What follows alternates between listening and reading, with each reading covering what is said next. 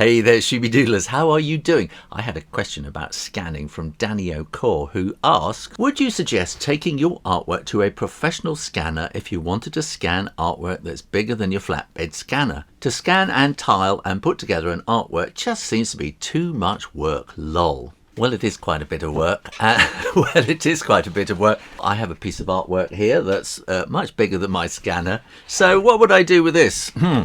Let's not talk about it. Let's find out. Well, this is my Epson Perfection V800 photo, and you can see the artwork is much too big for it. So I'm going to slide it in sideways like that, so the width is no bigger than the height of the scanner.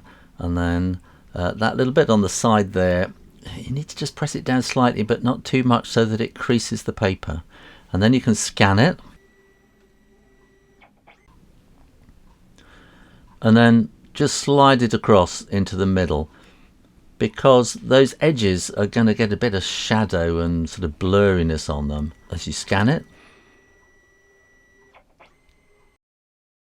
And then I tend to turn it around and slide it right across the top, because you're going to get a good connection with the glass along the edge, and then scan that one too.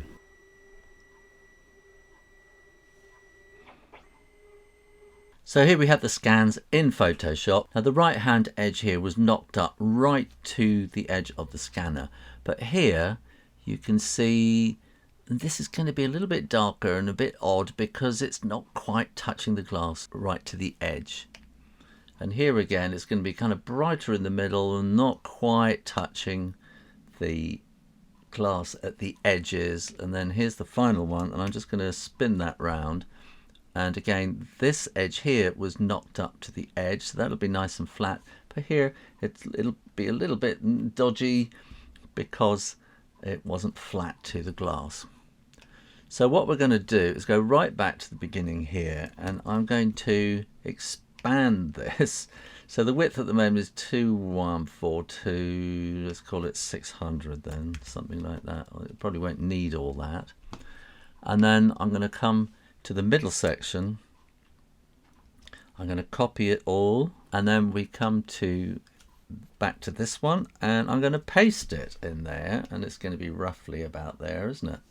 And then we'll come to the third one, and we'll copy all of that and paste it in there, and that's going to be something like that, isn't it? So in fact we can now probably crop that down a little bit to there. So how do we make this all one image? I'm going to switch that one off for the moment, and then layer 1 I'm going to bring down the transparency a bit. Okay, so what I'm finding, this is the rotation point, and I want to bring this down here somewhere like that, and we want to bring that in, let's say, to a point down here, so that we've got a definite kind of point there that let's move it on to the lower one, and then we're trying to get that so that is exactly the same point, and then we can rotate around it by coming up to the top. So this is quite difficult with larger bits. Have to zoom down. So it is fiddly, yes. And now I'm going to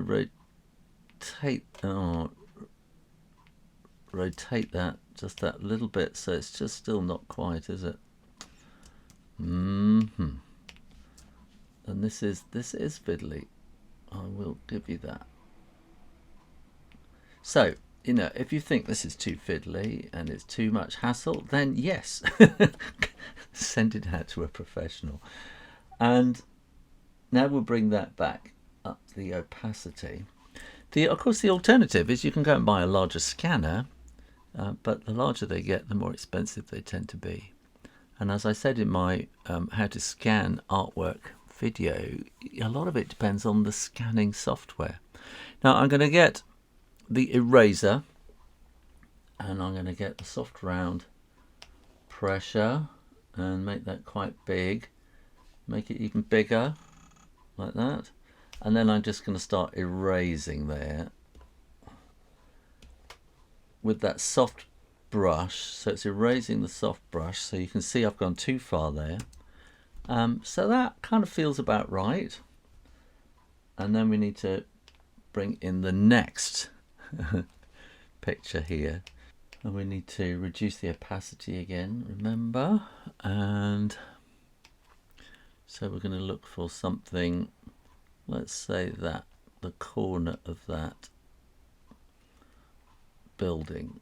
So then we can, it's not the corner of the building, is it?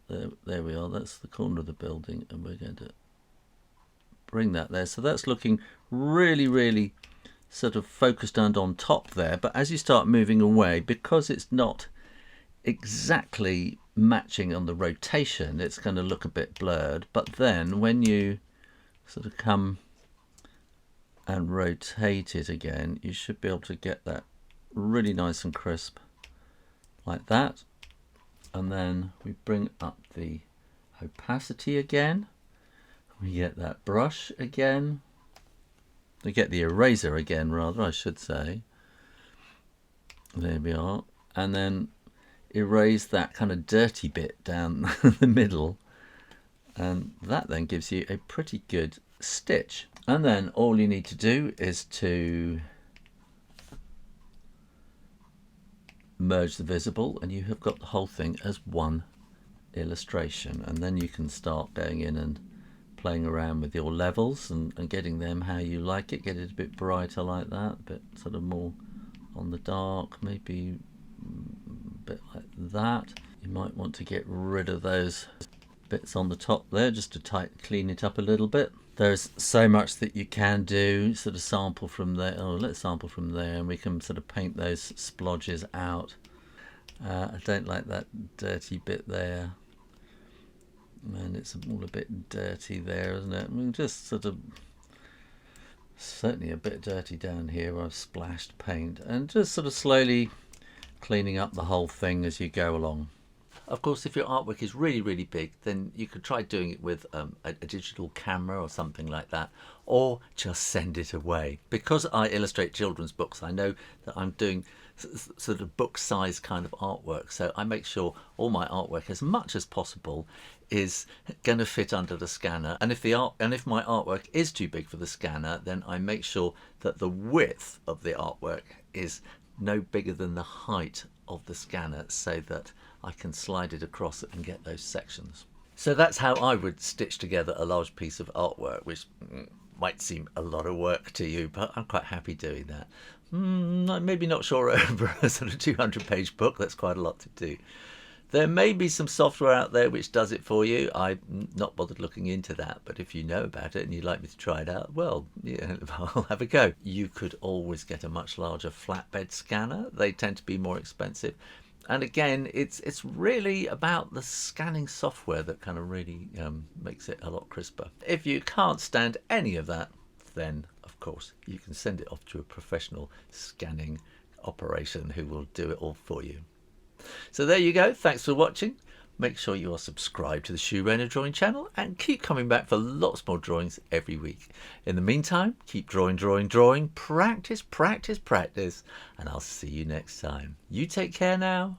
Bye-bye.